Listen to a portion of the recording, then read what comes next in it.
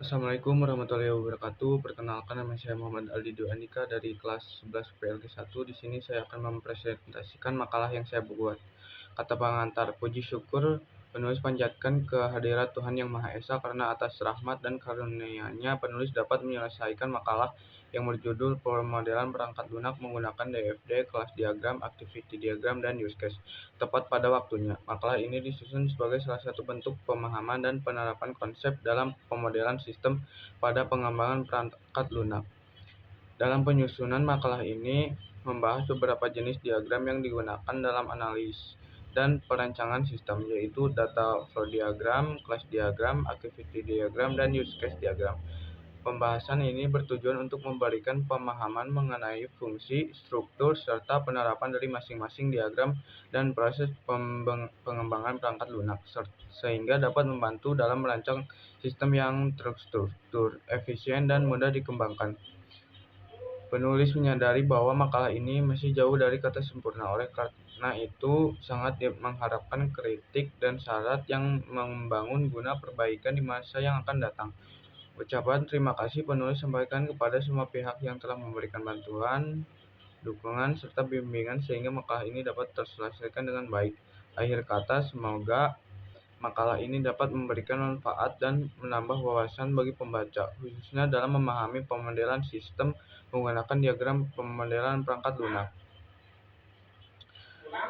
Daftar isi, kata pengantar. Daftar isi, bab 1 pendahuluan, 1.1 latar belakang, 1.2 rumusan masalah, 1.3 tujuan penulisan, bab 2 pembahasan, 2.1 data flow diagram, 2.2 kelas diagram, 2.3 activity diagram, 2.4 use case, bab 3 penutup. Bab 1 pendahuluan, 1.1 latar belakang. Pengembangan teknologi informasi saat ini memberikan pengaruh yang signifikan dalam berbagai bidang, termasuk dalam proses analis dan perencanaan perangkat lunak. Sebelum sebuah sistem dibangun, diperlukan pemodelan yang tepat agar sistem dapat berjalan sesuai kebutuhan pengguna, mudah dipahami, serta efisien dalam proses pengembangan. Oleh karena itu, pemodelan perangkat lunak menjadi tahap penting dalam Software Development Life Cycle (SDLC). Beberapa teknik pemodelan yang umum digunakan dalam analis dan perancangan sistem antara lain DFD, Use Case, Activity, dan Class. DFD digunakan untuk menggambarkan aliran data dalam sistem secara logis tanpa bergantung pada struktur fisik. Sementara itu, Use Case berfungsi untuk mendeskripsikan interaksi antara aktor dengan sistem dalam bentuk skenario fungsional. Activity menggambarkan alur aktivitas atau proses bisnis yang terjadi dalam sistem. Sedangkan kelas digunakan untuk menjelaskan struktur sistem berdasarkan objek dan hubungan antar kelas dalam pemrograman berorientasi objek. Dengan memahami dan penerapan keempat jenis diagram tersebut, analis sistem dan pengembang perangkat lunak dapat merancang sistem yang terstruktur, terukur, serta sesuai dengan kebutuhan pengguna. Pemodelan yang baik juga membantu mengurangi kesalahan pada tahap implementasi dan mempermudah proses pemeliharaan sistem di masa mendatang. Berdasarkan latar belakang tersebut, makalah ini disusun untuk membahas konsep, tujuan, fungsi, dan penerapan DFD, Use Case Diagram, Activity Diagram, memberikan pemahaman yang lebih mendalam mengenai pentingnya pemodelan sistem dan proses pengembangan perangkat lunak. 1.2 Rumusan masalah. 1. Apa yang dimaksud dengan DFD, Use Case, Activity, dan Class? 2. Apa fungsi dan peran masing-masing dalam proses analis dan perancangan perangkat lunak? 3. Bagaimana hubungan antar diagram tersebut dalam pemodelan sistem? 4. Bagaimana contoh penerapan DFD, Use Case, Activity, dan Class diagram dalam merancang suatu sistem? 5. Apa manfaat menggunakan pemodelan sistem menggunakan keempat jenis diagram tersebut dalam pengembangan perangkat lunak? 1.3 Penulisan masalah. 1. Untuk mengetahui pengertian dari DFD, Use Case, Activity, dan Class diagram. 2. Untuk memahami fungsi dan peran masing-masing diagram dalam tahapan pemodelan perangkat lunak.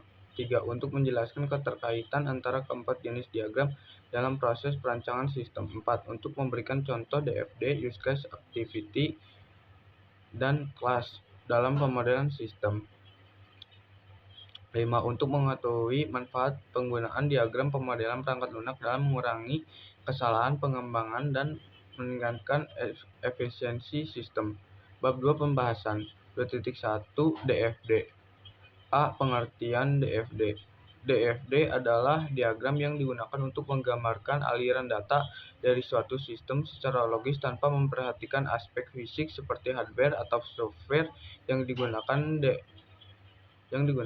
DFD memperlihatkan bagaimana data proses oleh sistem dari input hingga output. DFD sering digunakan pada tahap analisis sistem untuk membantu memahami kebutuhan fungsional sistem secara keseluruhan. Dengan menggunakan DFD, pengembang saat menggambarkan proses sistem secara jelas dan terstruktur.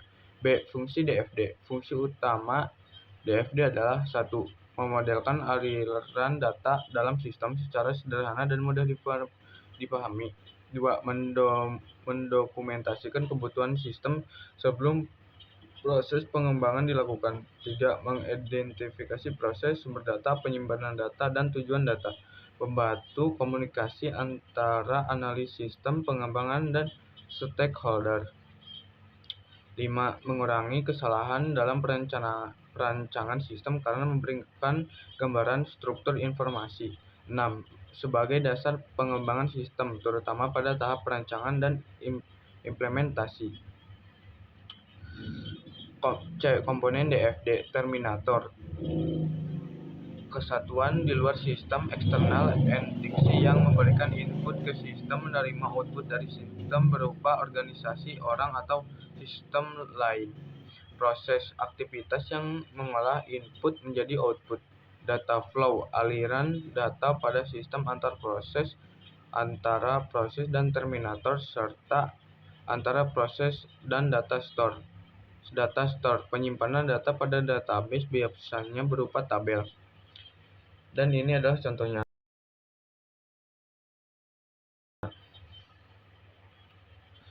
2.2 Kelas diagram. Pengertian kelas diagram. Kelas diagram adalah salah satu jenis diagram dalam Unfield Modeling Language (UML) yang digunakan untuk menggambarkan struktur sistem berdasarkan kelas-kelas yang terdapat dalam perangkat lunak. Kelas diagram menunjukkan hubungan antara kelas atribut, properties, operasi atau metode, fungsi dalam kelas, serta relasi seperti asosiasi, inheritance, pewarisan, dan dependensi. Diagram ini digunakan pada tahap perancangan sistem, terutama dalam pemodelan berorientasi objek Oriented Programming (OOP). Kelas diagram memberikan gambaran tentang bagaimana sebuah sistem akan dibangun secara logis dalam bentuk objek dan kelas sebelum menggunakan implementasi dalam bahasa pemrograman.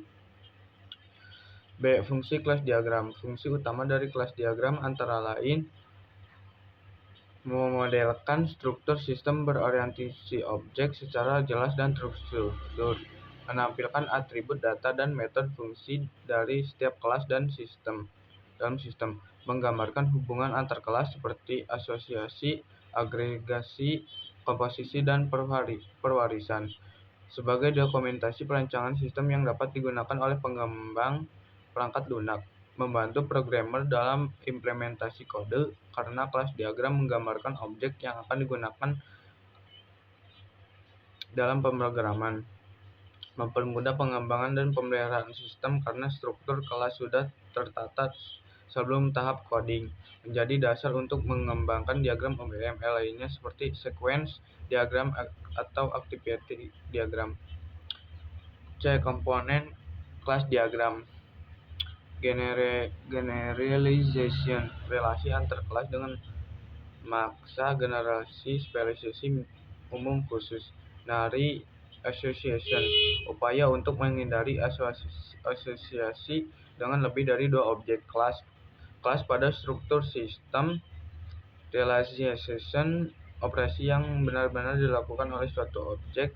Dependensi, relasi antar kelas dengan makna kebergantungan antar kelas. Relasi antar kelas dengan makna umum. Asosiasi biasanya juga disertai dengan multiplicity, dan ini contohnya. 2.3 Activity Diagram. Pengertian Activity Diagram. Activity Diagram adalah salah satu jenis dalam UML yang digunakan untuk menggambarkan alur atau urutan aktivitas dalam suatu sistem secara terstruktur. Diagram ini menunjukkan bagaimana proses atau aktivitas dimulai, keputusan yang terjadi, hingga proses berakhir. Activity diagram sering digunakan untuk memodelkan alur kerja, workflow, maupun proses bisnis baik dalam sistem perangkat lunak maupun organisasi. Diagram ini mirip dengan flowchart tetapi lebih fokus pada pemodelan sistem berbasis objek. B. Fungsi activity diagram. 1. Memodelkan alur aktivitas atau proses bisnis dalam sistem secara visual. Menjelaskan urutan langkah-langkah kerja dari suatu fungsi atau use case. Membantu memahami logika proses dan pengambilan keputusan dalam sistem. Digunakan sebagai panduan dalam perancangan dan pengembangan aplikasi. Mengidentifikasi aktivitas paralel yang dapat dilakukan secara bersamaan. Memudahkan komunikasi secara analis, pengembang, dan stakeholder dalam memahami jalannya proses sistem. 7. Mendeteksi kemungkinan terjadinya kesalahan alur proses sebelum sistem dikembangkan. Komponen status awal. Sebuah diagram aktivitas memiliki sebuah status awal. Aktivitas yang dilakukan sistem aktivitas biasanya diawali dengan kata kerja, percabangan atau decision. Percabangan di mana ada pilihan aktivitas yang lebih dari satu. Penggabungan di mana yang mana lebih dari satu aktivitas lalu digabungkan jadi satu. Status akhir yang dilakukan sistem. Sebuah diagram aktivitas memiliki sebuah status akhir. Simlen memisahkan organisasi bisnis yang bertanggung jawab terhadap aktivitas yang terjadi. Dan ini adalah contohnya.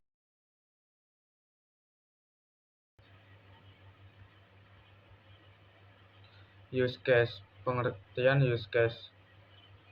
Use case adalah salah satu teknik pemodelan dalam UML yang digunakan untuk menggambarkan interaksi antar aktor, pengguna, atau sistem eksternal dengan sistem yang akan dibangun. Use case menjelaskan fungsi-fungsi apa saja yang dapat dilakukan oleh sistem berdasarkan kebutuhan pengguna. Pada umumnya, use case digambarkan dalam bentuk use case diagram yang memperlihatkan hubungan antar aktor dan sistem melalui skenario kegiatan tertentu. Dengan demikian, use case membantu memahami kebutuhan fungsional sistem dari sudut pandang pengguna. B. Fungsi use case. A. Mengidentifikasi kebutuhan fungsional sistem berdasarkan sudut pandang pengguna. Memodelkan interaksi antar aktor dan sistem dalam bentuk skenario penggunaan. Membantu analis dan pengembang memahami fitur apa saja yang harus disediakan oleh sistem. Menjadi dasar untuk pengembangan diagram UML lainnya seperti sequence diagram, activity diagram, dan class diagram. Mempermudah komunikasi antara tim pengembang dan stakeholder non-teknis karena digambarkan dalam bahasa yang sederhana dan mudah dipahami. Membantu dalam penyusunan dokumentasi sistem serta perencanaan pengujian test case. Menganalisis batasan sistem scope agar fitur yang dibangun sesuai dengan kebutuhan pengguna. Komponen. Aktor mewakili peran orang, sistem yang lain, atau alat ketika berkomunikasi dengan use case. Use case abstraksi dan interaksi antara sistem dan aktor. Association. Abstraksi dari penghubung antara aktor dengan use case. Generalisasi menunjukkan spesialisasi aktor untuk dapat berpartisipasi dengan use case. Menunjukkan bahwa suatu use case seluruhnya merupakan fungsional dari use case lainnya. Menunjukkan suatu use case merupakan tambahan fungsi dari use case lainnya jika suatu kondisi terpenuhi. Dan ini adalah contohnya. Bab 3 penutup. A. Kesimpulan. Berdasarkan hasil pembahasan mengenai DFD, kelas activity, dan use case, dapat disimpulkan bahwa pemodelan sistem merupakan tahap penting dalam proses pengembangan perangkat lunak. Pemodelan dilakukan untuk memahami kebutuhan sistem secara menyeluruh sebelum tahapan implementasi, sehingga sistem yang dibangun dapat berfungsi sesuai dengan tujuan dan mudah dipelihara. DFD digunakan untuk menggambarkan aliran data dan sistem secara logis tanpa memperhatikan aspek fisik, sehingga membantu dalam memahami proses pengolahan data dari input hingga output. Use case berfungsi untuk menjelaskan interaksi antara aktor dan sistem berdasarkan kebutuhan fungsional pengguna. Activity diagram digunakan untuk menggambarkan alur aktivitas dari suatu proses atau use case secara terstruktur. Sedangkan kelas diagram menggambarkan struktur sistem berdasarkan objek dan hubungan antar kelas dalam pendekatan programan berorientasi objek. Dengan penggunaan keempat jenis diagram tersebut, analis dan perancangan perangkat lunak menjadi lebih terstruktur, sistematis, dan mudah dipahami oleh seluruh pihak yang terlibat. Selain itu, pemodelan ini juga membantu mengurangi kesalahan dalam pengembangan sistem, mempercepat proses implementasi, serta meningkatkan kualitas perangkat lunak yang dihasilkan. Oleh karena itu, penerapan DFD, use case, dan activity diagram dan class diagram sangat diperlukan dalam pengembangan sistem agar menghasilkan perangkat lunak yang efektif, efisien, dan sesuai kebutuhan pengguna. Sekian dari saya, mohon maaf jika ada kesalahan. Wassalamualaikum warahmatullahi wabarakatuh.